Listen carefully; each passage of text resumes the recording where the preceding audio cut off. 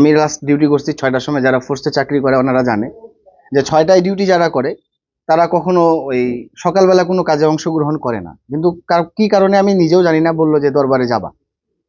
প্রথমে রেডি হইলাম দরবারে যাওয়ার জন্য, পরে আবার বললো যে 1 ঘন্টা পরে যাবা। পরে আবার 1 ঘন্টা পরে রেডি হয়ে গেলাম, যাওয়ার পরে বসেছি। 6টা পর্যন্ত ডিউটি করছি তো ভাই, চোখে একটু তন্দ্রাও ছিল, চোখটা বন্ধ করে একটু বসেছিলাম।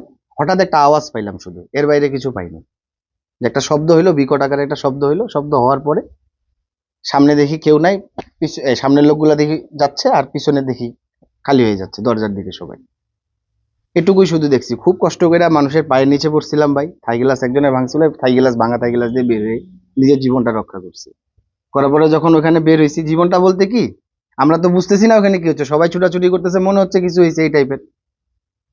তো ওখানে পড়ে গেছি যখন, আমার এক ব্যাটসম্যান ছিল, সে আমাকে তুলে নিয়ে যায়, তাই না এক রিক্সায় উঠায় আমারে নিয়ে গেছে। আমি হাঁটতেও পারতেছিলাম না, আমি হাঁটতেও পারতেছিলাম না। আচ্ছা, আরেকটা জিনিস,